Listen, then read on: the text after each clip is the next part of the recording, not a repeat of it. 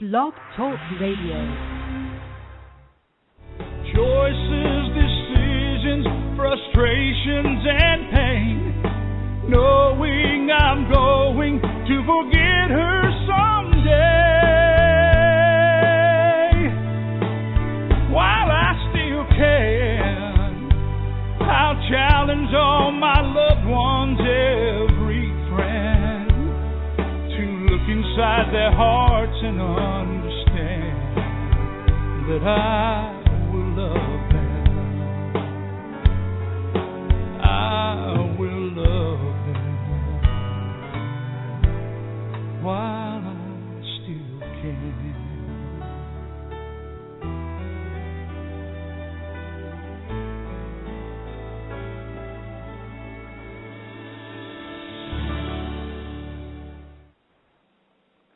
Well, hello, everyone, and welcome to Alzheimer Speaks Radio. I'm your founder and host, and I just want to welcome everybody today. We're having some technical difficulties, and I'm not quite sure where it's all coming from, but we'll get through this. We've changed platforms here on Blog Talk, and so we've got our first guest on the line, so I'm really excited about that. But before I introduce her, I just want to tell everybody what we're about here on Alzheimer Speaks Radio, because I know we get new listeners all the time, and I so appreciate all of you that have come back and really made us the number one influencer online, according to Dr. Oz and ShareCare. So I really thank you for all being advocates and working so hard to get educated and raise awareness and just spread the word.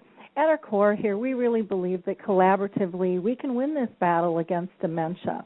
And together is really the way that we're going to do that, by joining forces and sharing knowledge and just having these everyday conversations about life with dementia. We're going to be able to remove the stigmas that are attached to this disease and just crippling people in their lives. So, again, I thank you all for being part of our community here. If you want to call in and ask any questions, you can do that, I think, today. We'll see how it goes at 714-364-4757. That's 714-364-4757. You can normally use the chat box, and I don't know if it's working at your end, but it's not on mine today. I'll continue to try that, but as of right now, I'm not able to communicate via the chat box. So I just want to let you know that. So if you want to make a question or a comment, again, the best way will be to call into that 714-364-4757, and I will try my best to pull people in as we have a gap in the conversation.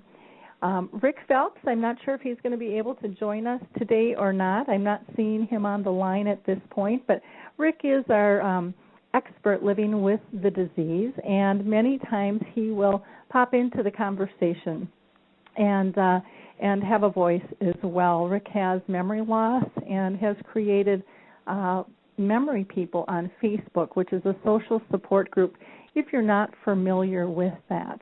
So with no further ado, I'm going to introduce our first guest, who is Judy Prescott. Judy has spent the past 25 years working as a professional actress. She's based in New York City and in Los Angeles, and she's performed many roles on stage and screen. And her most recent work includes episodes of True Blood, Grey's Anatomy, Cold Case, Bones, and films The Islander and Hit and Run Away. She began her poetry and publicity about 15 years ago in Los Angeles, where she currently lives with her husband and daughter. And Judy's book, Searching for Cecy, is Reflections on Alzheimer's, is really a collection of poetry, which is so graceful and gives a voice to the caregiver's inner life and just kind of provides this calmness and encouragement to all that read it. The book is a collection of 29 poems that she wrote over an 8-year period as her mother's condition progressed with dementia. and it's kind of her own perspective as it's evolved through the process. So welcome, Judy. How are you doing today? Very well, Lori. It's so nice to be with you, and thank you for the beautiful words about my book. I really appreciate it. Oh, I received it, and just the cover alone is just so artful. It's not your typical book cover, which is one of the things that, really intrigued me. And then it's just beautiful the way it's laid out with the poetry and the artwork. But before we get into your book, can you just give us a little background for our audience? Maybe share a little glimpse of what your life was like maybe before your mom's dementia, and then how it kind of evolved. Interesting, yes. Before my mom's dementia, I was very busy working as an actor, and I was engaged to be married. And I think the first time I realized there was something a little bit amiss with Mom was at the wedding. She flew to Santa Barbara where we got married, and on the way there was lost in the airport and not able to find her way. And another wedding guest happened to overhear her speaking with someone and said, "Oh, I'm going to that wedding as well, and let me help you." And when Mom was at the wedding, she was just a little reclusive and not really wanting to be out there with everybody, and just unusual. And that's what put my antenna up. And I'm a long-distance caregiver, Lori, so I'm in California. Mom was in the state of Maine. So I started to fly back more and more often to see what was going on, and that is the way that by living with her and staying with her, I started to see what was going on. And it was so different because my mother, before dementia, was very funny, very vibrant. She could do the New York Times crossword puzzle on Sunday in like an hour. She was just amazing mind.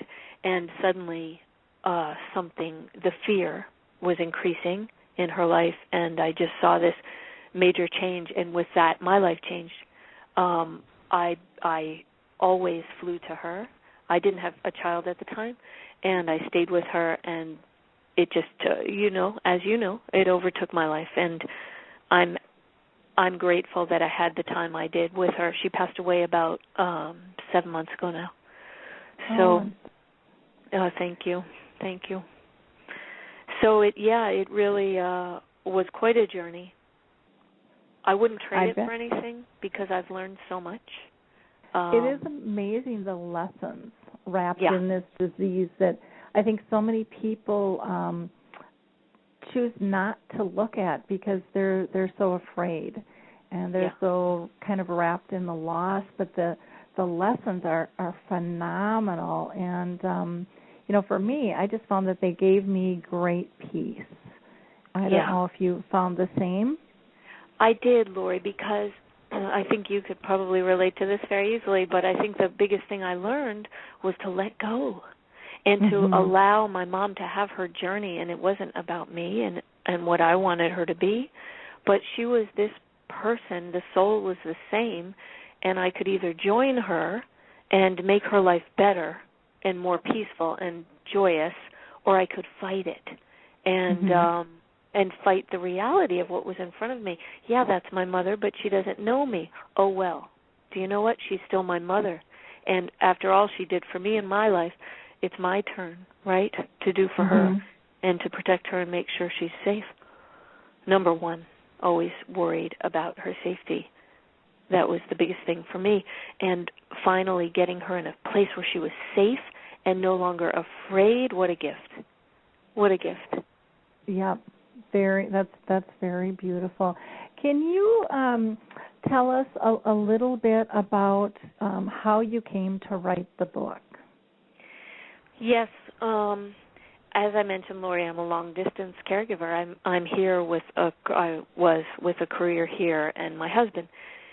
So I would visit Mom, and throughout the progression of her disease at all different levels, I would stay at her house for a couple of weeks with her, and that was just so sad and frightening. At one point, I remember she was in her white nightgown, and I'd have to leave very early in the morning to get my flight to come back to Los Angeles because of the time difference, and she was hanging around my ankles in her white nightgown saying, "Please don't go. I never intended to be alone."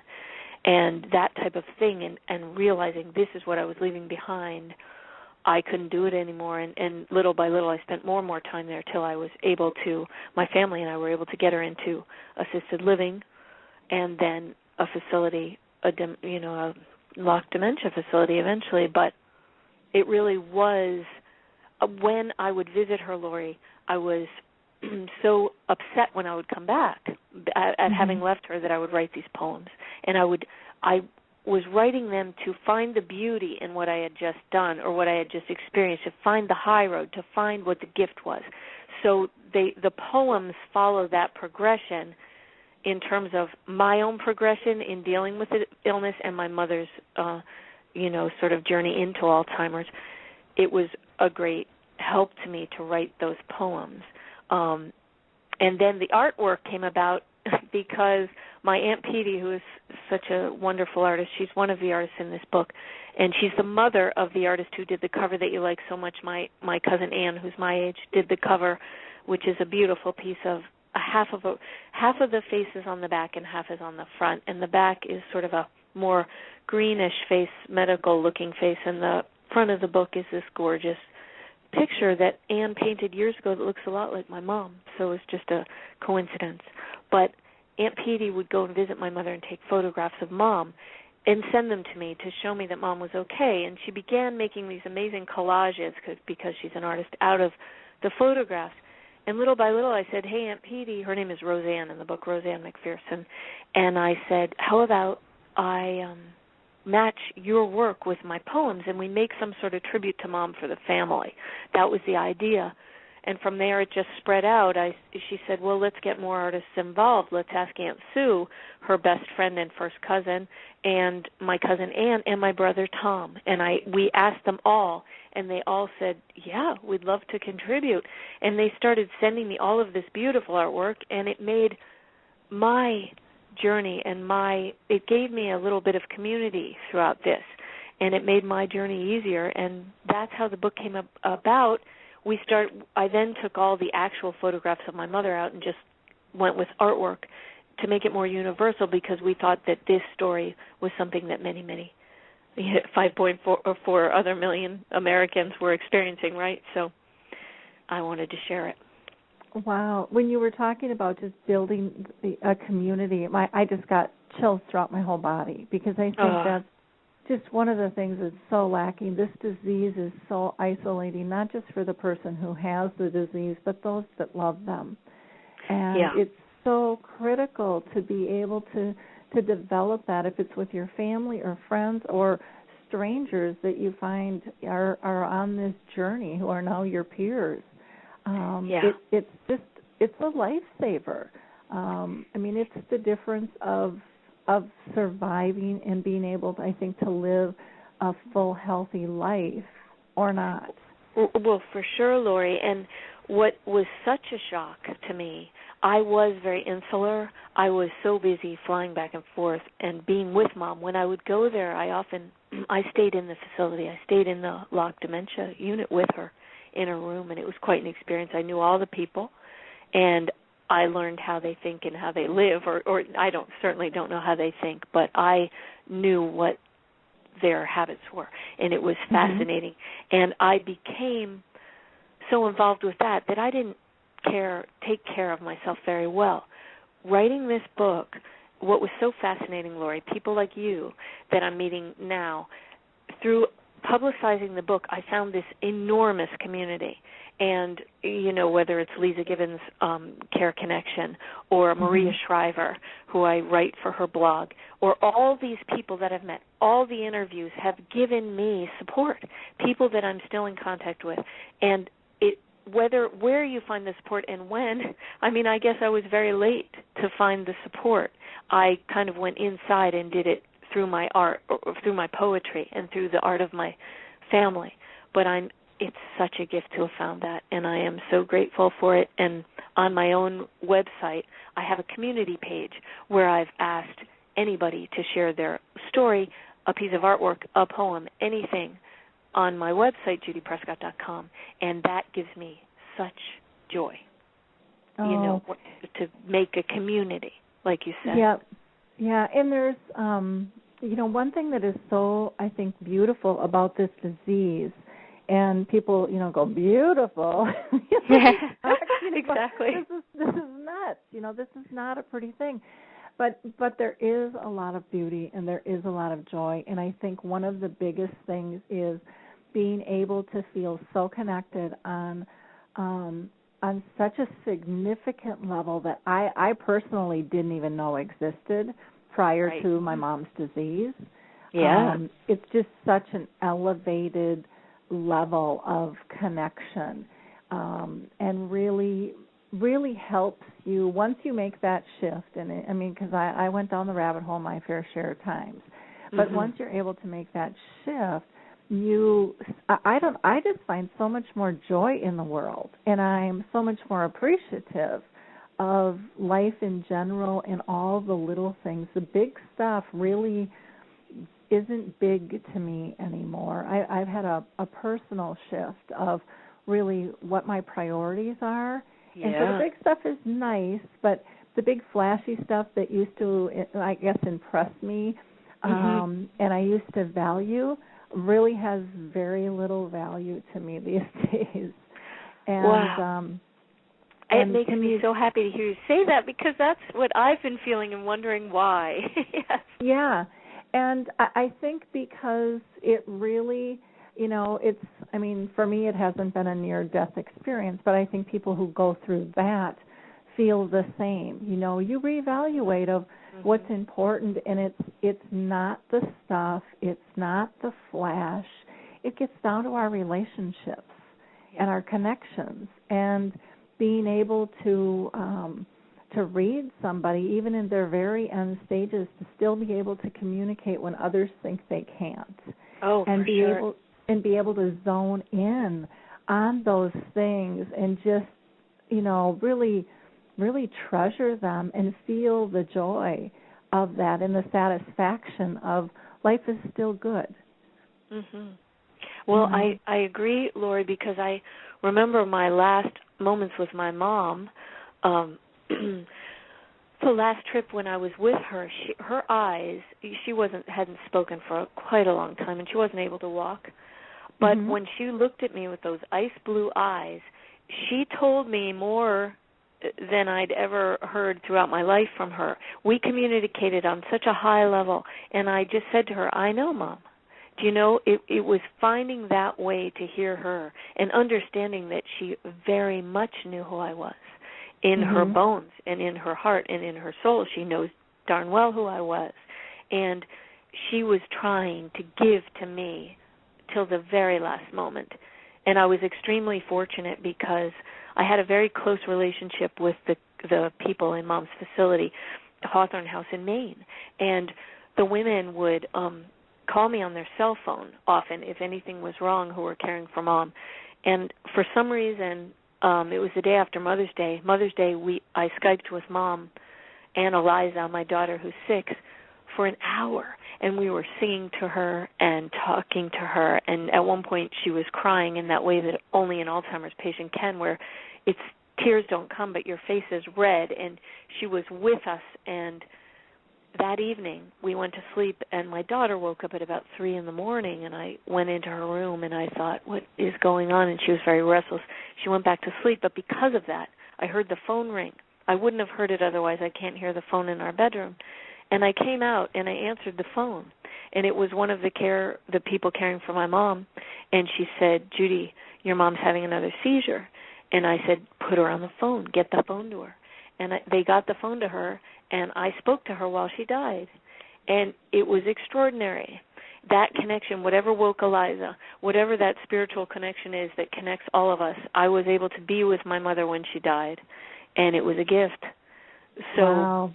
There was something that we established that why the little nonsense of the world doesn't bother me anymore is I saw something greater. I saw something great in that communication I could have with my mother without speech, without the normal things we rely on. So I am very lucky. Wow. What a powerful story. And I so believe in that spiritual connection. I've had between, my dad dying with brain cancer and his 4.5-year journey, and my mom. I mean, I've just had multiple connections on that level that have just been life-changing. And it's so sad when, the doctors say they're not there. Oh, my goodness. Nothing you can do. Oh, my goodness. And that's very common.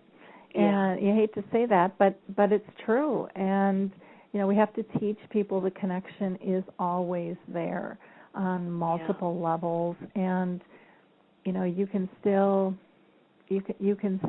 love and have that, those deep feelings and feeling of connectiveness and engagement, even when things don't appear to be the same on the outside. With that, is there are there a couple of poems in here that you'd like to share with us? There's just so many that are just gorgeous, and maybe give us a little idea of where you were at in your journey, if you remember. Sure, I would love to. I think let's start with a poem called Proof. And when I wrote Proof, it was at the beginning of my journey, at a time where I really was at a loss and not able to find what I eventually found. So it's in the early stages of her illness. I think this would explain a lot. It's called Proof. She disappears before me, silently slipping into a realm in which I don't figure, quietly busying herself with new vistas, devoid of reason. If she cannot know me, do I exist? My history is erased systematically as each neuron misfires and no longer seeks its intended connection. As the night rain displaces the dust of daily life, so am I displaced, destined to build my own boat and sail to higher ground. Wow. Where were you at, and how did that make you feel to write that? Well, I think I was realizing that I was driving myself into the ground by never wanting to leave her. I had left my career. I really sort of sabotaged my career in a way, just wasn't able to do that. And I realized when I say destined to build my own boat and sail to higher ground, I realized I had to save myself as a caregiver, right? I had to not feel sorry for myself and find a new way to look at this situation. I suppose that's what I was thinking. And if I go to another poem a little bit later called Vanishing, I love this poem, but it's also me in the struggle that I just mentioned. Let me see. Vanishing. Mother, I'm tired. I've tried to bury you, resurrect you, rediscover you. I'm in a magic disappearing booth waiting for the trick to end. What kind of magician would allow me to step out of the booth into a world devoid of you? Wow. And once again, I think that is that magical thinking, well, what kind of God is allowing Mom to go through this? So once again, I had not yet sort of found the beauty. Do you know what I mean? I was looking for. Yeah, because, there's that stage where we're looking for the blame, and we're looking for God. Yes. the justice of why would you do this to such a beautiful person? Right. What did they do wrong? And I have come to, and I don't know where you are, so I'd love to hear your thoughts on it, but I have come to the belief, I grew up Lutheran. I'm extremely spiritual. I believe in God and the universe now. But I believe both my mom and I signed up for this, and that her gift to the world was to go through this and to teach me so I could teach others. Oh, it's beautiful. That's beautiful. And in that way, I'm okay with the disease because it's for the betterment of the greater good, and the sacrifices aren't for naught. I agree. I think that my Mom believed a lot. I started writing poetry when I was very young. I was about 12 or 14 when my best friend died. Kyle McCormick, and she died of a heart ailment that could be fixed if she were born today. But at the time I started to write poetry, Mom was always a fan of my poetry, and she was always editing it for me. I wrote my poetry, but I don't think I ever would have put myself out there in this way. This experience has helped me to find my voice. As an actor, I play lots of roles, but it's someone else's voice that I am channeling through myself. Do you know what I mean? I'm not writing this language. I don't have to be responsible for, take full responsibility for my voice in that situation. My mother, I think, going through this illness has helped me to find my voice, and a voice that can help others, and an experience that is so unique, but not to you, Lori, or to all these other people, that I am so happy to be able to share so that other people do not feel so alone. Right? Yeah. And to try to help people understand the idea that art in this way can help you and can help hopefully bring a little bit more peace to the world and to situations like this. Yeah, it's really interesting, this whole process, because I hear people all the time say they can't believe the connections they've made and the gifts of the people who have come into their life through this journey, and the strength of the bonds. And I think it's because we're not talking about the weather. We're not talking about all this superficial crap that really doesn't matter. We're talking about how we truly feel, and we're sharing our struggles and our joys. And this disease, if you want to admit it or not, makes you authentic to your core, and it brings out the good, the bad, and the ugly. And when you are able to process all of this, you can appreciate the good, the bad, and the ugly within yourself. And then you can also appreciate it within others. And you're not as, for me anyway. Judgment goes out the window, yes. Isn't that a freedom? Yeah, no more judgment. We don't judge others, or we look and think, I wonder what she or he has just experienced, or I wonder what she's going through. Instead of judging. Yeah, it's really quite phenomenal, and it's like I said, it's absolutely beautiful, and it's so powerful, and it's so freeing. All of the things probably opposite that most people think dementia is. Right. They think it's limiting, not powerful. They think it's sad, not joyful. They think it, you just kind of go through, and it's like it really, when you're able to process it, when you're able to let go and realize you are not in control.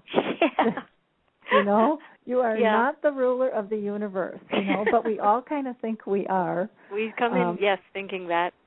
I know what's right for Mom. I'll do it. I can do it. I can do it better. But that's so interesting, because this poem, the next poem I want to read is Firefly, and it's a poem where finally I'm seeing what you're just saying, that there's some sort of a gift in this, and that Mom was still there. Shall I read this for you? Oh, please. Yeah. Okay, Firefly. Beyond all organized thought, in the presence of extreme dementia, there exists an awareness of love, a love that grounds one, however briefly, a faint glow of better times when humor reigned and language flowed. There is a desire on a moonless night to spot a firefly, to stumble through deafening blackness to mark its winged flight. For one brief second, hovering high above the grass, it burns, a love stronger than forgetting, shining in contempt of the dark. Ooh, that's gorgeous. Thank you. Yeah, it's so true, and to be able to appreciate and get excited about that little firefly. Yeah, how wonderful. There she is. Yeah. There she is. Yeah. Yeah, and the beauty within just that small little creature, if we just slow down. Yeah, and listen in a new way. Yeah. Very, very interesting. I just feel so aligned with you. I feel like you're my sister. You know. I do too. I can't believe it. And you just mentioned, what were you saying? You just mentioned. I said I don't have one, so I'll adopt you. Neither do I. I'll adopt you. That's perfect. You just mentioned letting go again, and that is the next poem that I wrote in this sort of progression, or a little bit later, was Bon Voyage, which is a poem where I guess I'm realizing the need to let go. I don't think I certainly at this time in my journey was anywhere near it, but I at least had realized that I needed to. I'll read this for you. Bon Voyage. Sometimes it's better to loosen the spring line and let her float away. If the storm is that great, why keep her tethered, battering herself to pieces at the dock? Let her go. Watch her float peacefully away under a gray and turbulent sky, a last grand sail into whatever lies beyond, a graceful exit from all things measured and charted. Beautiful catch. I release you. Oh, now I'm crying. Oh dear, I'm sorry. No, it's so poignant. It's so graceful, and it's just beautiful. It's such a nice way to frame things, and I think that's kind of both of our missions, is to help people reframe and find the beauty in being different, in being individual, and letting people have their journey. Yeah. So many times with this disease, and I don't think people even realize they're doing it, but they're trying to stop people from their journey. Yeah. And they're saying, I know better, right? Yeah. And it comes, I think, from trying to protect and trying to say you don't deserve that, not realizing every journey has its gifts. For sure. And I think, Lori, when I talk to these amazingly beautiful people who cared for my mother, my mother gave them such joy and such a gift. And who are we to stand in the way of what my mother is giving to people, right? Or what Mom, she would do things like just tug on one of their sleeves very late in the illness while they walked by, and then roll her eyes at them, or make them laugh. She made them laugh. She showed them love. She always had a way. I think I watched a film of you and your mom singing. Oh, yeah. Yeah. And I thought it was beautiful. And I think that journey is so valid and valuable, and why we think everybody has to be able to make a sentence and tell you what the date is, Yeah. And it wasn't me singing. It was your mom. Yep, it was my mom singing, because I do not have a good voice. But this disease has taught me that it doesn't make any difference if you have a good voice, because they don't care, because they don't judge. Exactly. They get to a point in that disease where the ego has left the building, and they are the most comfortable, loving, accepting people to be around, and it's really about the connection, the joy, the having fun. My mom taught me how to play again through her disease. Yes. That's a beautiful gift. And that was something I didn't even know that I lost. I was too busy being an adult, being important, taking care of everything, or so I thought. And I didn't even know I was that's who I had become. Right. That you'd become this and lost the joy and lost that ability to play.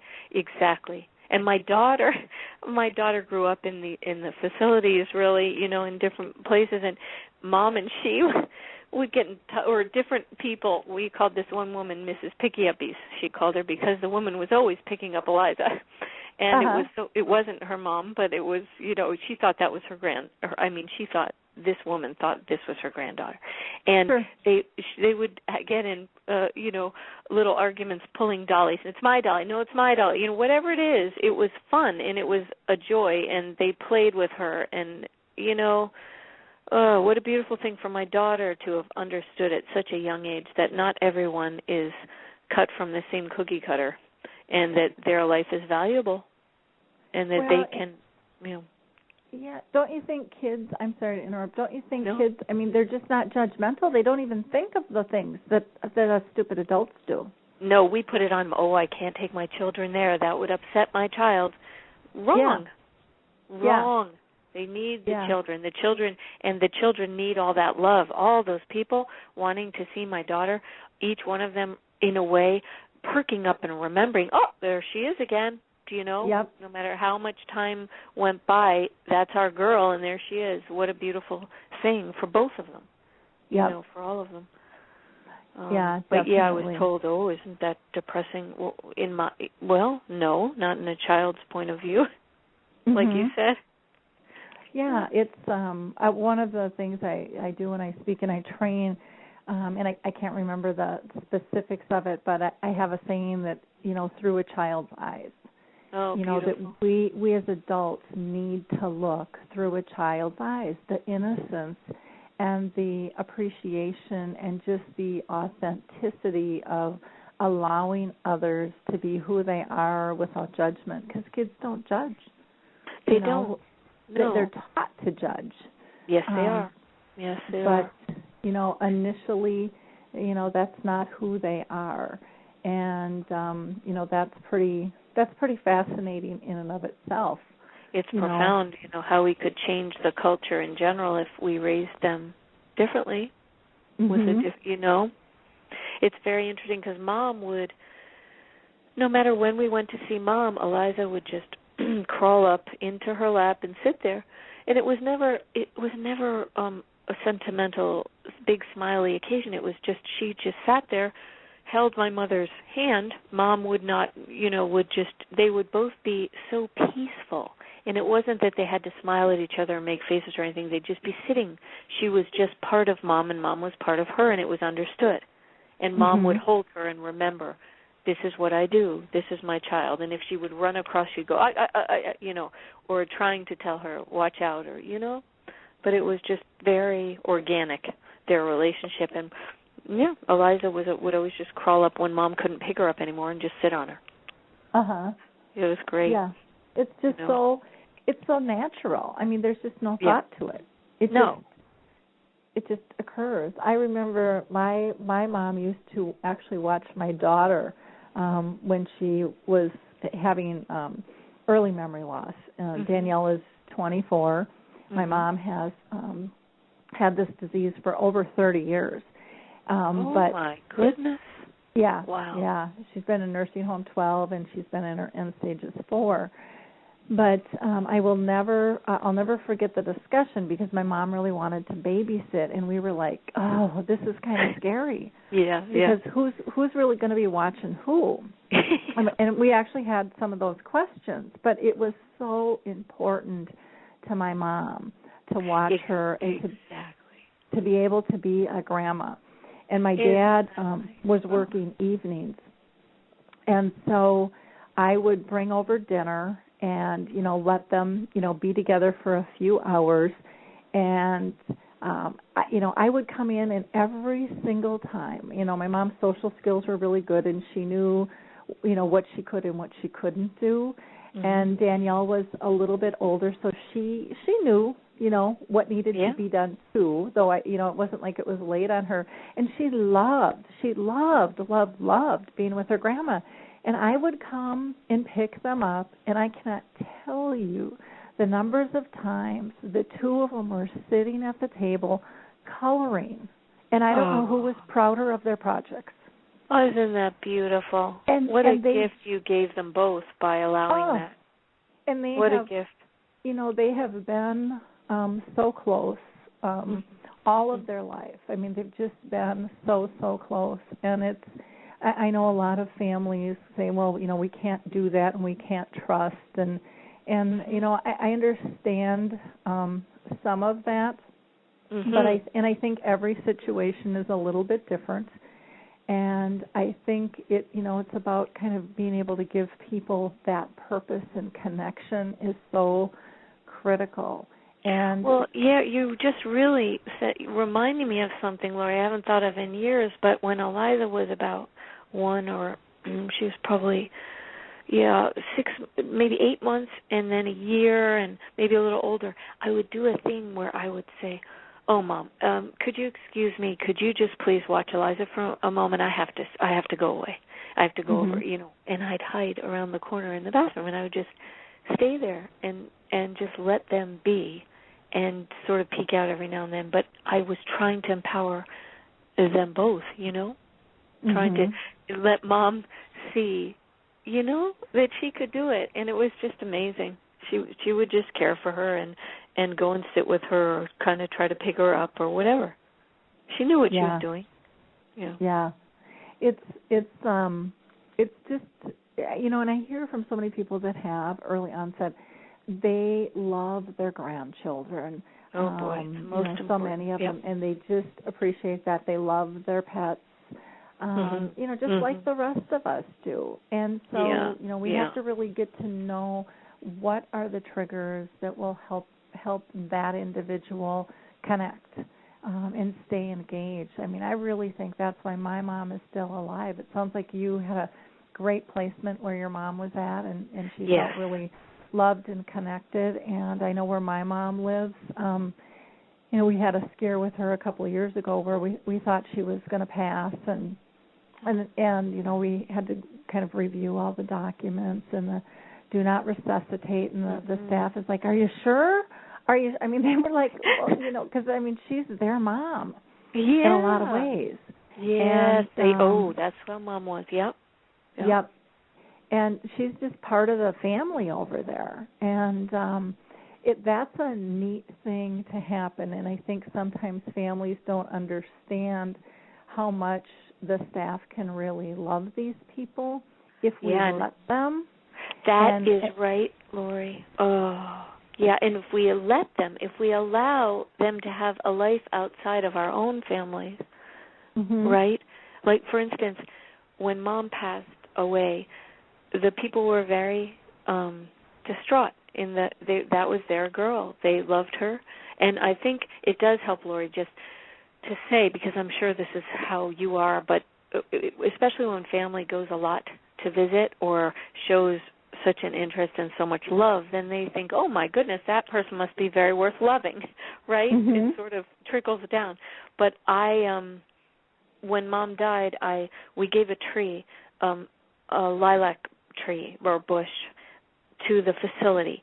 And I had after the funeral, the next, I think it was 2 days after the funeral, I went there and had a memorial in the little garden yard where we would push Mom outside there, and we planted the tree and had all of them come out, and they were, I wanted them to each say what they wanted to say, and because it was such a loss for them too. And they all spoke about Mom, and we dedicated the tree, and they take care of the tree, and that's their memory of Cecy. Do you know? And I guess it's. It meant a lot to me because I feel that they were my support. They certainly loved Mom, and they were her support, but they were also mine. Yeah, and there's a fine line that staff and professionals need to learn too, that it's okay to become part of the family, but you can't replace or take over or judge the family. Exactly. And there's a fine line because staff a lot of times will spend a lot of time, and the team will go, what's wrong? Why can't this family be here? And what's wrong with them? And they love this person, and they see the beauty, and they see the giggles and the humor, and all of those little things that family can't always see in short snippets that they're able to spend sometimes. And so there can be a little bit of resentment of, how could you treat your parent that way? I've seen that many, many times. And I don't think staff means to. I think when they do that, they're really trying to protect this precious person. Their love. Yeah. Yeah. because they care for them so much. And so sometimes it's, I when I go and I train staff, I tell them, you have to share what you see and what you feel with the families, not just that, somebody's medication got screwed up and they've got a bump or they've got an ulcer, or their sweater's missing, because that's what they are supposed to report, and those things are important. But what will really make families feel comfortable and can really build a huge collaboration between family and the communities that they live are sharing the joyful moments. Right, of course. And that isn't something that happens a lot. Well, we were so fortunate in Mom's facility, Kathy and Lori in particular, all of them, but they would tell me all the hilarious stories of what Mom did, and then and they would also, they were just so kind. They taught me. They would say, I would say, has anyone come to see Roger? And they would say, no, Roger. They would tell me about the family. They said, everyone's different. Some people, it's really hard for them to walk in here. Or they love their mom so much, but they can't show it in the way that, they taught me. They embraced these family members that weren't able to visit because they understood. They know how hard the journey is. And so they helped me to learn to not judge. Do you know what I mean? Oh, yeah. They were so kind and just cared for those people and were always there for the family. We were very fortunate. Every family, they were there for everyone. And when Mom died at 3 a.m, I heard there were like 20 people in a room with her. It was 3 hours earlier in Maine, but everyone came. And it's a beautiful thing. And Kathy was holding my mom's head in her lap. What an amazing thing. Wow. What a testament to Mom and what a testament to them. Yeah.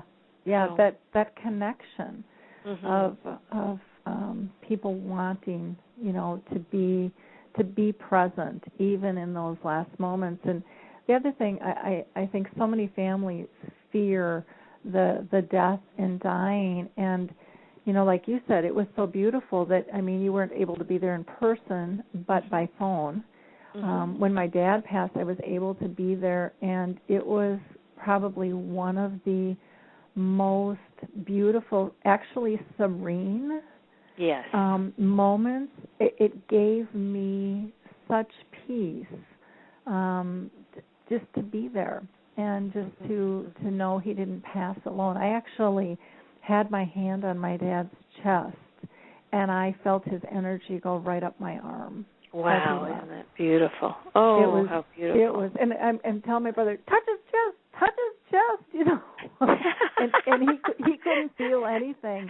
And I was like, oh my gosh, I'm just electric. I was just absolutely electrified, and it was just so beautiful. And I love that. Yeah. Yeah. You reminded Go ahead. You just reminded me of a poem I wrote about that sort of vibration you're talking about. Oh, wow. Shall I read it quickly? It's called Hello. Please. There is a level of vibration, voice to ear, that surpasses all obstruction, an echo of synapse and bone that leaps the highest hurdle, eviscerating canon, a sonorous yes to a life that is quietly failing, the sounding hum of a love too deep to mute. And I think that's what your father's love sounds like. It just went flying right into your arm, through his chest. Yeah, it was just amazing. And when he died, my brothers and I really weren't on the same page. My dad had gotten pneumonia. And I think this is just the power and the beauty of this whole process. Even though someone appears unconscious to us, they're aware of everything going on. And so when it came time, when my dad got sick, they wanted to, they said, well, we'll give him a shot for pneumonia. And everybody in the family said, yeah. And I said, no. And they looked at me like shocked, like, why would you say no? And I said, the pneumonia vaccine is not going to help that. It will bring him back to the same state he was in, and he is going to die. I mean, this, you know, he's not coming back. He's not going to be better. Yeah. And I don't think that's what Dad would want. We've had talks on that. And so everyone in the family agreed that, yeah, Dad wouldn't want to continue being in this state. And it would just get rid of the pneumonia. That was all it was going to get rid of. And and so we chose not to give him that. And so he basically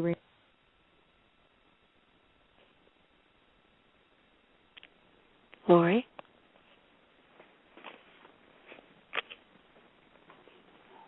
Lori?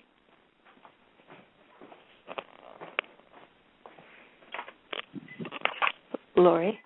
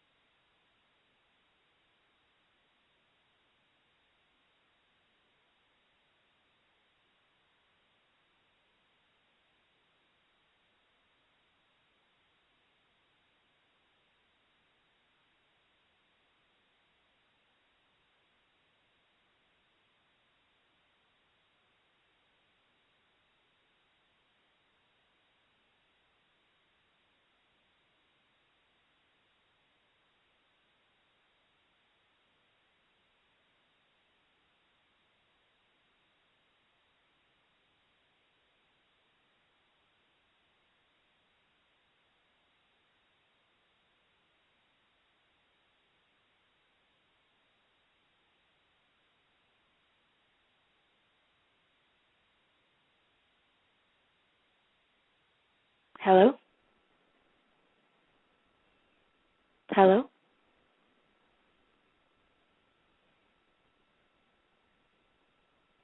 Lori?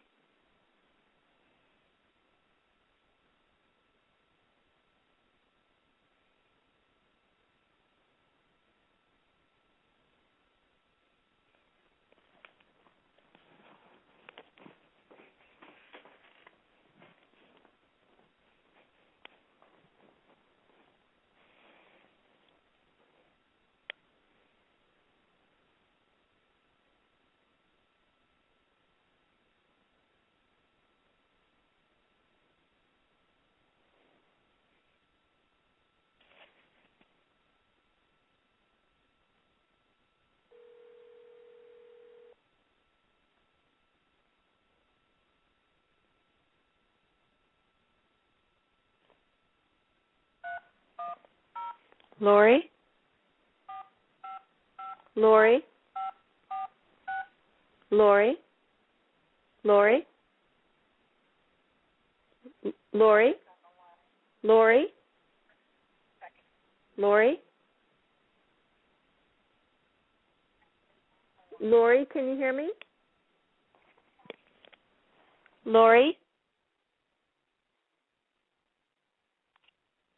Judy, are you there? I'm on your cell. Can you hear me? You're on my cell, which means my cell is disconnected, and I'm thinking both of my lines must be disconnected. Okay, so I'm holding for you in your queue. But I don't think the queue's working, right? I have one phone on the queue. Yeah, let's see. Are you there now? Can you hear me on this phone, Lori? No. Okay, I'm just talking to you into my cell, holding the other phone to my ear. Yep, and I don't think that I am live. Okay. I think we lost the connection, and because I can't tell if we're out here or not. I don't know what happened. All of a sudden, I was yapping, and it just seemed to quit. Oh, dear. And which is too bad. Yeah. I can try to let me try calling in on another line here really quick, okay? Okay. Hang up on Okay. one. And do you want to call? Okay. Okay. And we'll see. Oh, I can hear myself on. You can? Yeah, I can hear you, Lori. Hear you. Can you hear me? Well, I'm on your line. Can you still hear me? I'm in your queue.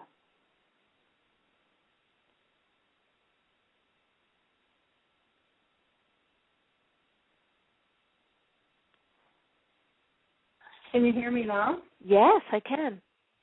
Okay. So I don't know. It must be cut off on my other line, and this one's working now. So I'm on my cell phone, so I'm still not sure if we're really connected. That's, okay. That's the problem. This line that I called was 714-364-4757. Yeah, and it didn't show up new. Do you want to try calling it one more time? Yes, sure. I'll call you one more time. Okay. Okay. Well, sure. Okay, thank you.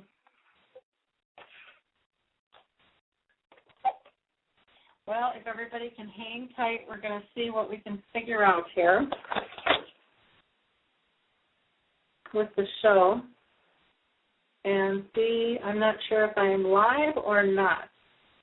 I cannot tell.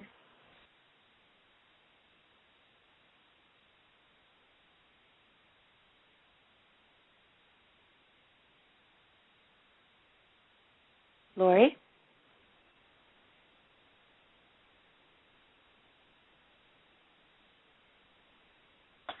Okay, I think we are on the show. I can hear you now on my phone, and my other line got bumped. So I apologize, everybody. They're using a new platform on Blog Talk, and I don't know what else to tell you, but I think we're back up and running again. So we'll see. Nice work, Lori. Yeah. Yeah, what happened? That was like 10 minutes of dead time there. Yeah, but you did a good job of getting it back, so. Well, it's that whole tolerance and staying calm and trying new things, all the things that dementia teaches us. Yeah. Well, with this disease, and I think that's, normally, if I would have looked back even 5 or 10 years, I would have been freaking out with that happening, and I would have been so worried about what are people going to think, and I would have been, paranoid that it wasn't perfect, and I don't strive for that anymore. That's a beautiful. No, that's Lori. I'm so happy to hear you say it because it has changed my life. My mom's been gone for, as I said, about 7 months, and I'm a different person, or just from the whole journey, I guess, a different person. I feel very much the way you do, where nothing really, yes, like don't sweat the small stuff, what my father used to tell me. So, yeah, I just don't feel I need to impress anyone or that I need to, hold myself up to that level of perfection anymore. Yeah, and it's nice to not worry about if people are going to judge you, because if they're gonna, they're gonna. And there's nothing that I can do.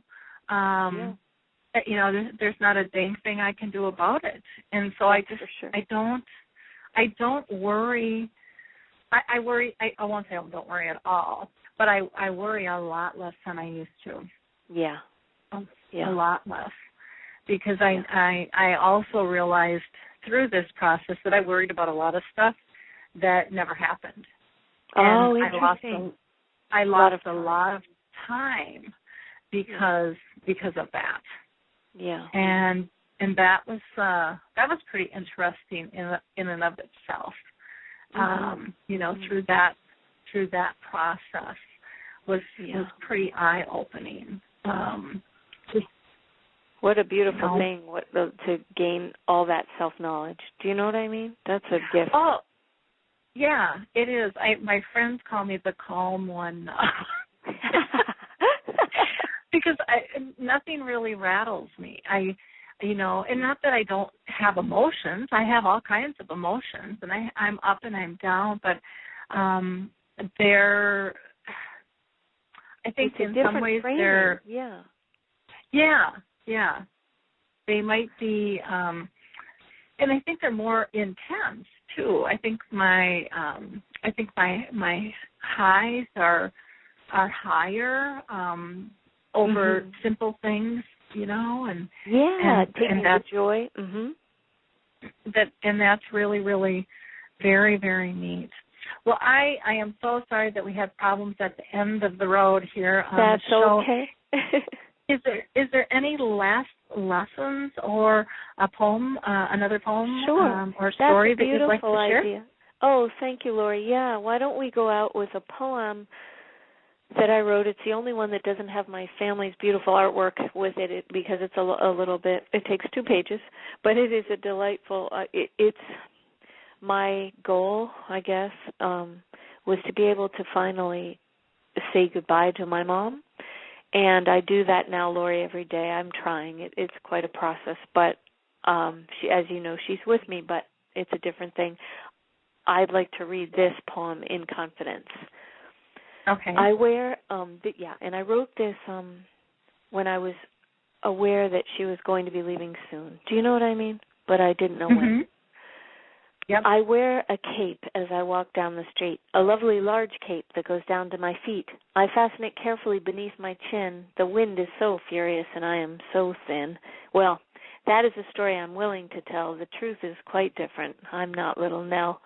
There's a hole here, you see, the size of a pie plate, beneath my left shoulder. Yes, it seems this is my fate. The wind whistles through me in the key of plain C. I've tried humming and singing and slapping my knee. Nothing will stop this loud hullabaloo. I think if you heard it, you'd wear a cape too. The hole can't be filled in, no matter the angle. Mud is too heavy and yarn just a tangle. Been empty a while now, I can't say just when. I've kicked out 2 sparrows, a mouse, and a wren. This hole is my lot, and I'm sure you'll agree this cape offers solace for kazoo playing me. I'm open to any new options you hear of. The quickest of fixes are ones I steer clear of. The truth is, a part of me's out on vacation. To see her again would be cause for elation. I dream that she knows me and utters my name. To achieve this small feat would end this whole game. The hole would fill in. It would be a fine day. I'd hang up my cape, try to dress a new way. But for now, I'll keep whistling and searching the sky for a sign that all's well, that there's no need to cry. I'll walk, run, and stumble until I learn why the tune that I'm playing can't fathom goodbye. Oh, that's just beautiful. And and I love the rhythm. It's kind of a Dr. Seuss-y. Oh, I can't believe you said that, because that is why it was at a time when I was doing nothing but reading Dr. Seuss to my daughter that I wrote this poem. That is so amazing that you said that. I actually wanted to call it Seuss Sense. Because it is. It was like I realized that brilliant man, Theodore Geisel, the way that he told his story. And, I just wanted to, I was channeling him when I wrote that poem about Mom. I think so. It's very fun. Well, Judy, can you remind our audience how to reach out to you and how they would get your book, Searching for Cecy? Yes. The book is called Searching for Cecy Reflections on Alzheimer's. I have a website, Judy Prescott, that's PRESCOTT.com, and it can be found in any outlet, any local bookstore that you have. You can find my book or order my book if they don't have it in stock. And I'd welcome you to my website. If you'd like to contribute something to my community page, I'd be honored. And I did want to say that a portion of the proceeds from my book go to the Alzheimer's Association, the main chapter. And that's been important to me. So that's, I guess, everything. Oh, wonderful. Well, I thank you so much for being so patient and tolerant and gracious with our little flukes on the show. I have the page now is correct, but the pictures aren't loaded, so I'll still try to try to get those up. I'll have to work with Blog Talk and get that figured out. But I so appreciate you sharing your life and your story and your journey with your mom and your family and friends that participated in the book. It's quite precious, and I can relate to so much of this. It's really quite fabulous. So I just, again, keep up the great work, and I hope that some of our audience will go to judyprescott.com and join her community as well, because Lord knows we need more than one spot. And you just never know when that next special connection is going to be made between two people when you're on this journey with dementia. So thank you again, and we will definitely have to stay in touch. Yes, and I'm sending love and light to you and your mom. I'm so pleased that you're with her. Oh, great. Well, you are considered my adopted sister. So. Thank you. Thank you, Lori. It's a pleasure. Okay, we will talk soon. Take care, okay. And thank you again. Bye now. Thank you. Bye-bye. I'm going to go ahead and introduce our next guest. Alysia Reiner is an award-winning stage, screen, and television actress, and she is currently shooting the role of Fig on Orange is the New Black, which is a new TV series by Genji Cohan, who created Weeds, which was a marvelous show. And she also just completed filming Are We Officially Dating with Zac Efron. So welcome, Alysia. How are you doing today? I'm wonderful. Thank you so much for having me. And it's actually Alysia. Alysia, I am so sorry. Thank you for correcting me. It was in the 70s, and they liked the sound of Alysia, and they liked the look of Alysia, and they put them together. So you pronounced it perfectly from the page. So say it one more time for myself and my audience. Alysia. Did I say it right? Alysia, yep. Alysia, okay, wonderful. Well, I'm really excited to have you here because I watched your Speed Grieving film, and I thought it was absolutely remarkable. I was fascinated, and I could relate on so many levels. Now, I don't know if Kate Rosen is going to join us. I saw that she had popped on to into my waiting room, but then disappeared. So hopefully she'll call back in if she can. But can you give us a little bit of background as to what inspired you to make the film?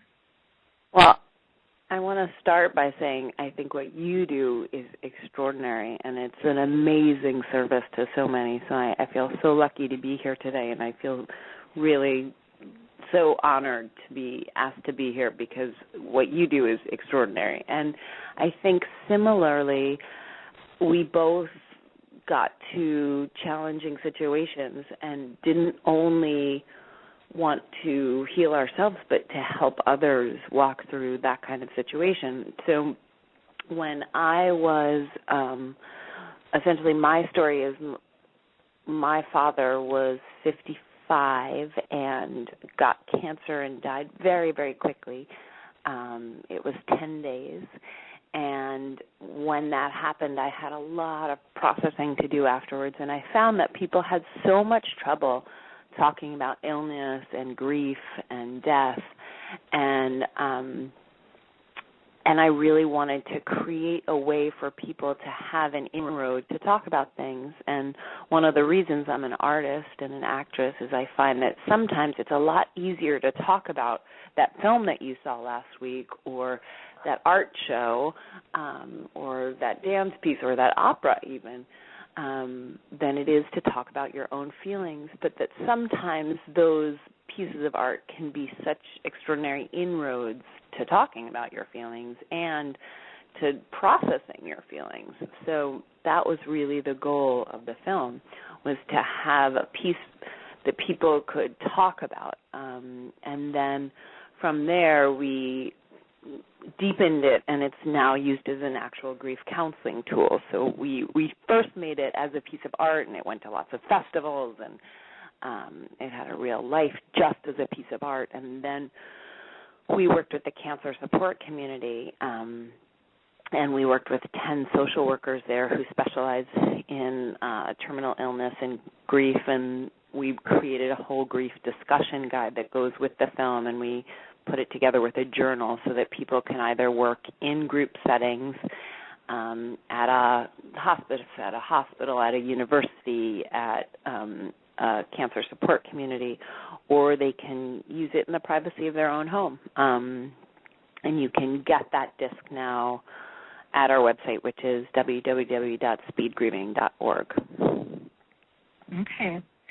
It's I found this film itself amazing because I saw myself and so many others with these busy schedules and their phones trying to squeeze the grief process in, and or just having a relationship in general, because it wasn't just that. I mean, it really made me look at my life and go, whoa, put that thing away. Yep. You know, I think most art it has to be based on our lives, and in this case, I think the kernel for me was about something I really didn't like about myself, which is this rushing, this speed with which I want to go through life, and our addiction to our iPhone or BlackBerry, and that sometimes the only way out is through, as they say. And in this case, in the case of grief, I think that's such a truth. And those of us who are so effective and efficient, and particularly those of us who are caregivers and take care of our parents and take care of our children and work and do all these things, we have to be so effective. We have to be so efficient. And emotions are not always efficient and are not always, there isn't this way to do it and do it in 5 minutes flat. And that was one of the biggest lessons I learned as a grieving person and with my dad, and that sometimes the only way is to just be there with the person. And I think, interestingly enough, it's been something that's really served me, and really learning that lesson has served me as a parent, because I think I'm able to be more present with my daughter, having gone through that process. And then, most recently I lost my grandmother, but she had dementia for a few years, and really learning to slow down and be in her world as opposed to my fast-going, efficient world was a real gift. Mhm. Yeah, it's something else. Now, how are you with friends and support when you were going through this whole process with your dad? I will say I remember many years before my father died, a friend of mine, I bumped into her on the street, and her father had just died like that day. And I canceled my afternoon and just spent time with her and sat with her. And I remember the feeling of being so afraid of her, even though I went against my fear and I spent that time with her. I remember being so afraid of that grief, that, oh my God, her dad died, like my dad could die, like as if it were a disease that we're catching.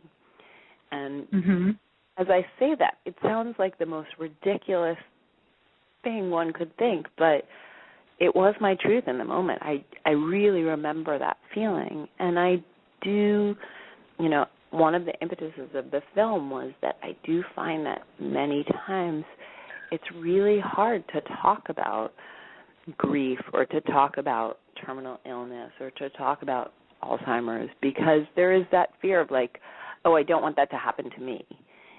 And it's irrational. It's an irrational fear, but that doesn't mean it's not there.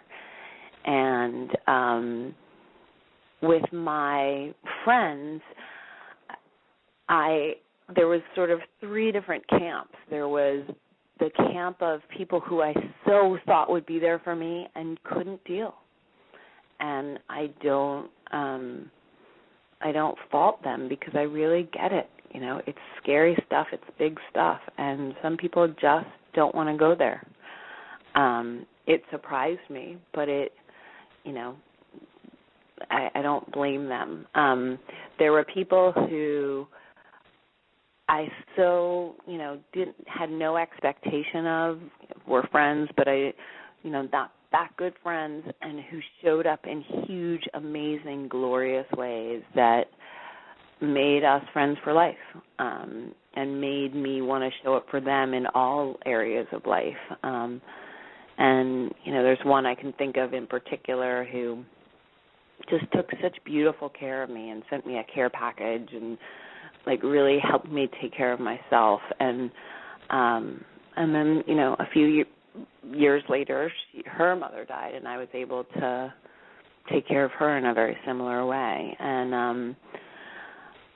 And then there were people who came out of the woodwork, and these are things that I really try and speak to in the film, all three of those examples, who, like the dry cleaner or the doorman, or people who you don't expect to really notice or care, and who really bring a level of kindness and generosity of heart and spirit that is really remarkable and gives you a lot of hope in human nature. So those were sort of the three camps that people fell into that I noticed. Well, that's it's important, and I think it's nice that you realized the different camps that you had, because we need different things at different times, and I think for me anyways, it gave me balance. I don't know if that helped you in that way, or if it was difficult to see people in different lights. No, I think, one of the other things that the whole experience really taught me is a level of acceptance of everybody's on their journey, and they're where they are, and they're it's really not taking things personally, but it is what it is, and everyone's doing the best they can by the light that they have to see. And I think one of the truths that I've found is that until you have experienced it, for most people, it's really hard for them to understand, Mm-hmm. Yeah, it's a difficult process, and it's one of those things we don't know what to say. Yeah. Kind of like with dementia, it's what do you say to someone who's grieving? Yeah. And do you have some recommendations for that of what is helpful and what really isn't? I will say my personal experience was that one lovely thing to say that for me that always worked was, wow, I don't know what to say. I don't know what to say. I can't know how you feel right now, but my heart is with you. That from me, and that's what I say right now, because the other thing that I have found is, as universal as grief is, because we all do go through it, similar to dementia, so many people have Alzheimer's, and you're all going through a very similar experience, and yet every experience has its unique qualities, because every relationship is so unique. That's, for me, one of the truths of grief, is because every relationship is so unique, every experience of grief will be unique. and that's why there is no set way to grieve. So to accept that and to know that and to say, wow, I have no idea how you feel right now. My heart is with you to support you however you're feeling and whatever you need, and tell me what you need. And if you can't, that's okay too, I'm here. And the person saying, I'm here, you tell me when you need me and how. And do you think it's important for people to check back, not just say, "Oh my goodness, goodness, you need me," and hit the road? Because I think that's what most of us do. I'm here if you need me. See ya. Right. And then we just dump it on that person instead of really assisting them through the process, because you're just not thinking straight. You're exhausted. You're emotionally drained. I think. And it's nice that they've got, the caring bridges and different platforms where people can, and even Facebook, where people can communicate, but, help out. But, I think, if there's a friend or two that can really kind of streamline, what's needed and who would be the best fit for the different things that need to be filled, I think is a nice way to be able to help out. For similarly, if you find out a friend's family member has passed away, similar to finding out about a diagnosis, you're there that first moment, and I think when someone first dies, everybody's around, and then it's the 3 months, it's the 6 months, it's a year later where sometimes there's still feelings that come up, and you feel like, oh, I should be over this by now. And I imagine in your position, I should know how to handle this by now. And you still need support. You still need love. A year later, 2 years later, depending on someone's situation, 10 years later, you're always gonna, it's never too late to say, like, hey, I'm here. And how are you feeling today? And what can I do for you today? Yeah, I know, my mom has been on this journey with dementia for 30 years, and she's slipping more. And I know it's evident. In the last 2 years, I've really kind of been preparing myself more for that moment, where she does pass. And you can't prepare. Logically, we want to try, but I know it's going to be really difficult because she has been just such a huge, significant piece of my life. I think I've made the transition with her being in the end stages as long as she has, is that we are not alone and we will never be disconnected even after she passes. I mean, I really firmly believe that. Yeah. But it is quite the process in and of itself, to be able to move forward and go through it. I don't know how I'm going to react. And you don't have to. And one of the things that I love about the film and the guide is that it's really for use. Not just for people who have lost someone. It's really for use for anyone who knows that time will come. And that's, part of it is to help people transition into their grief process. Because the truth is, the moment you know that someone you love is dying, and the irony, of course, is that we're all dying at every moment. This life is so tangible, and we don't know when any of us are going to die, and we all know that, like, the truth is, all of us are going to die. So, and that's sometimes really hard to wrap our head around. But when you know that is more imminent, shall we say, you can start to, the film and the grief counseling guide are a really wonderful tool immediately, because it helps begin to process those feelings, and it's something you can keep on coming back to. Mhm. Yeah. What kind of response have you been getting from people? It's been extraordinary. It's been one of the most rewarding experiences of my life. When we were at festivals,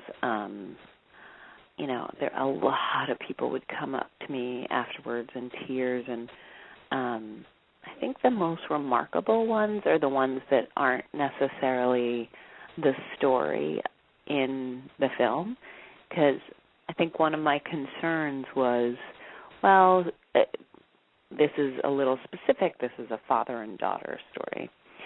And I've had fathers of daughters it's been the daughter who passed away.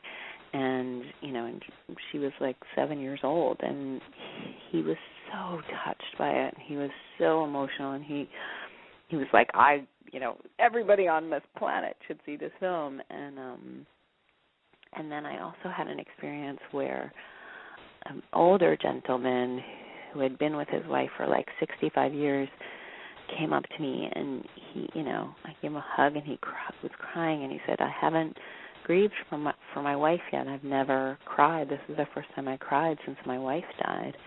I just hadn't been able to feel my feelings. And it was lovely. That particular screening, that was at a festival, we had someone from the cancer support community there.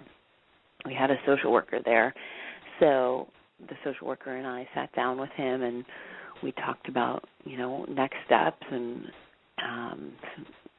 cancer support community actually has a group in his town for male widows who are recently widowed, and he started going to that group. So it can be a really amazing tool for people to feel loved and supported, and that's really our biggest goal. Mhm. Yeah, I think it's absolutely incredible, and I think people will be touched on multiple levels watching the film, because it really takes us into how we try to squeeze things in, thinking it's done kind of on a task mode, and then brings it home to really that engagement piece.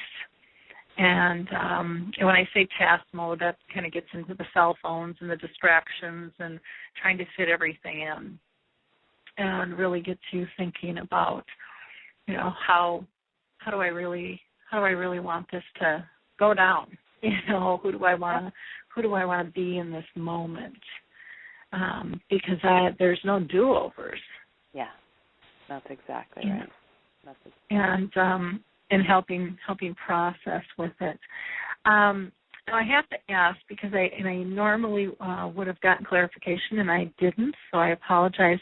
But in one of our communications, you had referred to a CSC. Yes. Cancer Support Community. So, and they are an amazing organization that gives free, 100% free, social, emotional, and psychological support to people with cancer, their friends, and their family. Okay, You go ahead. You cut out. Can you say that again? What CSC stands for? Cancer Support Community is a organization that is 100% free and provides social, emotional, and psychological support for people with cancer, their friends, and family. Okay. So they have clubhouses all over the country. They have over 50 clubhouses. Our film is actually in every clubhouse. And they have, and then they also have clubhouses all over the world. They're the biggest cancer support organization in the world. And they have an amazing web community as well, and support on their website, which is cancersupportcommunity.org. So they're so fantastic, so fantastic. Well, that's wonderful. That is wonderful. Are there other ways, or are there other ways that you can talk about maybe distribution and how people can get a copy? Absolutely. They can get a copy at speedgrieving.org. Okay. And at speedgrieving.org, you can buy a copy. 100% of the proceeds go to Cancer Support Community. So I don't make a dime off of any of it. It all goes right back to Cancer Support Community because I love their mission so much and what they do with helping people through all phases of cancer. And you can also, find, their Speed Grieving has a website, speedgrieving.org. You can also find us on Facebook, and then you can also get me directly at Alysia Reiner, ALYSIA, Reiner, REINER, .com, which is my website, or also on Facebook. I have a fan page, and I also tweet, so you can also at me, at Alysia Reiner. Okay, wonderful.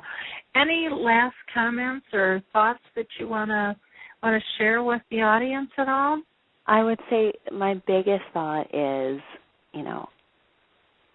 number one, congratulate yourself and take amazing care of yourself and love yourself for being who you are and having the courage to show up for what you're doing today. And I applaud you all. And number two, I would say if you want to check out the film, I think it's a great tool for anyone. It is definitely not cancer specific at all. We don't really talk about cancer in the film. It's a really wonderful tool for going through what you're going through right now. And that's, I would say those are my two pieces that I'll end with. Yeah, it really is just great food for thought for people to watch this. And it was kind of like a voyeur situation where you're watching this intensity of what is going on, and it's such a private and personal piece.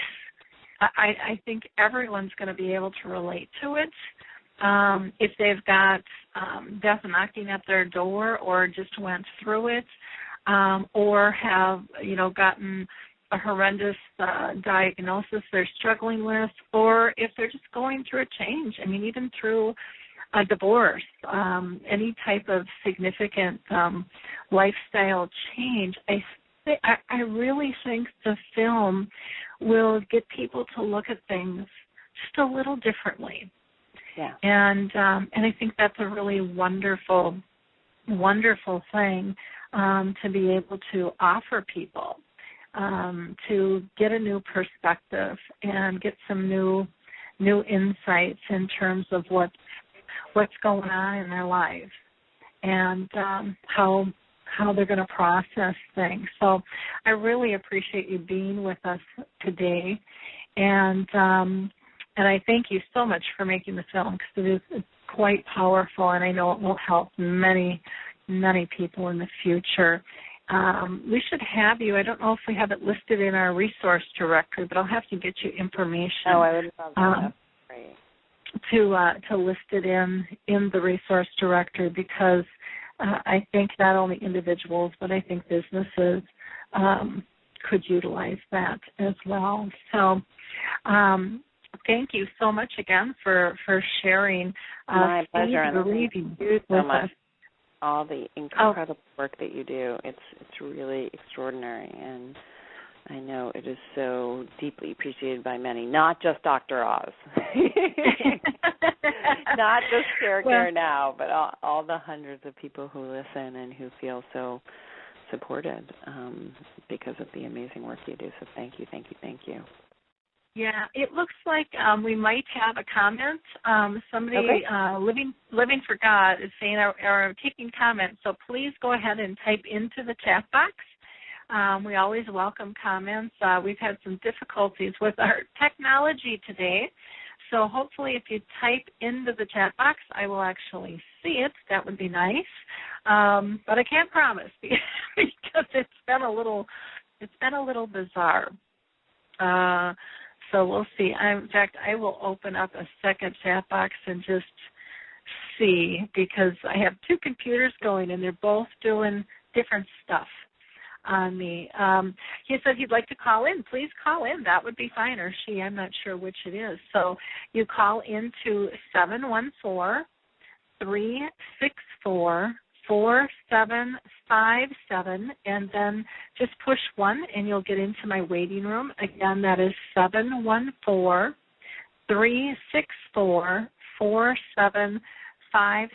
So if you can wait a few seconds here, we'll see if we get our caller. We'll see if that area is working in the studio. We'll go from there. But have you been doing a lot of speaking and training on this at all, or is it pretty much just you send out the DVD and the work?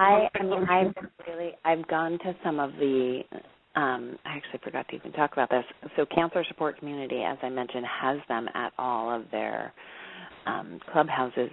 So when I happen to be in a city where they're doing a night where they show it and have and do the whole discussion afterwards, I've gotten the opportunity to be there. And the last one I went to was in Los Angeles, actually, and it was extraordinary. It was such a spectacular night. And, again, people related to it in surprising ways that made me really feel so lucky. One woman who said to me, wow, I've never let myself off the hook for not being there when my mom died, because I was in the Philippines in the military, and I feel like I can finally let myself off the hook tonight, having gone through this, the film and the grieving guide, the whole evening. And then she said, and it also has helped me, because she was there having nothing to do with her mother and her mother's death. She was there because she's a cancer survivor. And she said, and it also really helped me deal with my own cancer in a way and deal with my own mortality in a way that really surprised me and her. So that was a huge gift for me to hear that, it helped her in such a deep way. Oh, yeah, very much so. Let me get the caller on the line here. Sure. Hello, we have a caller from 906 area code. Welcome to the show, and if you wouldn't mind stating your name and then stating your question or your comment. Good day, ladies. My name is Michael from the Upper Peninsula of Michigan. Hi, Michael. Welcome. Thank you so much. My father passed away. My wife and I took care of him for over 2 years, and he passed away from Alzheimer's. And so I've done a lot of research on it since then. Come to find out, and I know this is not really what you're talking about, but I think it's really important information that needs to be available out there, and maybe we'll give you ladies a foothold on, furthering your education and your research into this. Before 1960, there was no such thing as Alzheimer's disease, okay? And I am not a doctor, but I have done literally hundreds of hours of research about this as an investigative researcher. And it appears that Alzheimer's is a physician-created disease. And what I mean by that is, for years, doctors have told us to do certain things, like don't eat butter, don't eat too many eggs, you're going to get bad cholesterol. Well, it seems like one of the biggest things that you can do to prevent Alzheimer's, and even in some cases to reverse Alzheimer's, is to increase the amount of what is called myelin in your brain, of which your brain is 75% myelin. It is the insulator between the fluids and the electronics of your brain so that they don't misfire and cause Alzheimer's and other diseases. It's very, very important that we, look at some of these things. And, again, as far as being able to, help somebody that has this terrible disease right now, I can only say that in my life, having my Lord and Savior Jesus Christ has been a real blessing to me. Well, thank you so much for all that. I will say, for me, two things. One is you so brought me back to my grade school science class, because I remember I was obsessed with the brain and remembering, like, one of the big first scientific words I learned was myelin sheaths, which is, that coating that coats the neurons. And I remember thinking as a kid, like, wow, I have to take care of my myelin sheaths. It's like a raincoat, essentially, for your neurons, for your brain cells. And I know that there are definitely scientists out there really looking at that and really studying how do we best take care of them. And that is a lot of the science of Alzheimer's right now. But I think you also bring up another interesting point about this, like there were none before 1960, and I find that similarly with autism. I have a family member with autism, and the rates keep on increasing, and looking at what are the causes. And for me, there's two things going on. One is it really is important to look at cause. And is it just that we're now diagnosing things and putting a label on things more, or is it there are changes in our world, be it environmental, be it our world is a little bit more toxic, and how do we take care of our bodies in this world that has more chemicals in it than it did in 1960 or 1940 or 1900?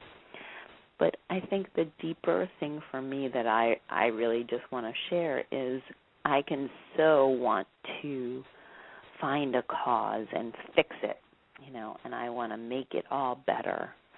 And one of the big things about this film, and one of the reasons I made this film, is yes, we can do that. And I so believe in looking for cures, and I so believe in research, and so believe in doing whatever we can. And as we look for cures and as we look for causes, it is so important that we continue to value our emotional journey through that. And that's one of the big reasons I made this film, is that there are two things going on at all times, that we can look for cures, we can look for causes, but we also have to value our emotional journey and take care of ourselves emotionally through that process. Very, very true. I do want to note, from my research, it said not till 1960, but Dr. Alzheimer back in 1901 had met a client, Auguste, who was a 51-year-old woman that became a patient of his, and then ended up doing an autopsy back in 1905 when they really, that was my understanding, where they, keyed the term Alzheimer's disease from that. There's many different platforms that people think is causing this disease, and there's lots and lots of research out there. So I appreciate you calling in, Michael, and passing on your thoughts regarding the disease and sharing that with us on the show today. So have a great day, and again, thank you so much for calling in. Any other comments that you wanted to talk about at all before we wrap the show up? I think we talked about a lot. I think we're great. Okay. Wonderful. Well, I think we've done a great job. And again, I highly encourage people to go to the website, Speed Grieving, and reach out and get information. And then you also have some direct contact information that you are willing to share. Do you want to tell people where they can find you as well? Yes. Well, you can absolutely find me if you go to my website, which is AlysiaReiner.com, or my fan page, Facebook/Alysia Reiner, the fan page. You can definitely reach me and find me, and I always get back to people. So feel free. Okay. Well, wonderful. Well, thank you again so much for your time and taking the time to make this beautiful film that I think will really change a lot of people's lives and help them so much through this journey called grief. And grief occurs in many levels throughout our life, and is not always just about death. But we have a lot of levels of loss, and I think that this film will really help you look at that in a different light and make it not so scary. I think that's the goal, is that when we have the courage to face it, the fear goes away. When you are willing to really look it in the eye and look at grief in the eye in all of its areas, not just with, straight out loss. It really can really help transform you in miraculous ways. Mm-hmm. Wonderful. Well, you have a great, great weekend, and you're going to be watching the Super Bowl? You too. Yes, definitely. Yeah. We're having a little Super Bowl party. It should be fun. Yep. I think I don't care. I mean, I'll watch the football, but I just love watching the commercials, Oh, it's so fun. So fun. Yep. Yep, definitely. Well, I'm going to go ahead and wrap up the show. Again, thank you so much for sharing. My pleasure. My pleasure, Lori. Okay. Have a great day. Take care now. You too. Bye. Bye now. I want to invite people to our next Dementia Chat, where that is a free webinar platform where I interview people with dementia. That will be on February 12th. That's the second Tuesday of the month. We do those on the second and fourth Tuesday.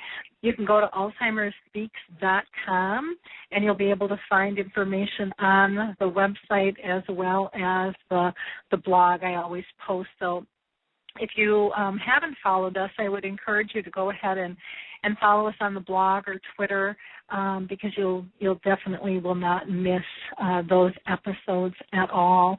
I want to again thank Alzheimer's Disease International for just being so supportive and having groups around the world and pulling them together to help people who are struggling with dementia. So many of us don't know that there are so many different organizations out there always waiting for us in the wings to find them. So I like to help raise their elevation in their profile, because they've got some wonderful resources. Again, that's Alzheimer's Disease International. And if you go to our website, alzheimerspeaks.com, you'll also find some free tools that you can grab, and you will have access to all our variable platforms. Our next show will be, on the 12th. I'm going to be interviewing, I take that back, it'll be on the 8th, and I'm going to have Barbara Brock, and she's going to be talking about the clock test, which is a wonderful way to figure out where a person with dementia is sitting, helps families and professionals decide capability in terms of levels of understanding, and helps people in terms of how to approach. And we'll also have on the 12th Ron Culberson, who's a humorist, and he's also the president of the National Speakers Association with us. He'll give us some great insight. And then on the 18th, we are going to have the renowned Dr. Bill Thomas with us, who has been driving culture change in our society for many, many years, along with a woman who does drumming. that has some incredible insights in terms of connections and the power, once again, of music. So please join us, and in the meantime, have a great weekend. Thank you all for being tolerant of our technical difficulties today as well. I'm sure Blog Talk will be working through those. Bye now. Hi, this is Suzanne Newman, host of the Answers for Elders podcast and radio show. We are the North Star that guides you through the complicated journey of senior care with trusted experts in money, law, living solutions, and more. So join us on this station, your favorite podcast channel, or just go to AnswersForElders.com. Meet the Wayshowers who will help your journey go a lot easier.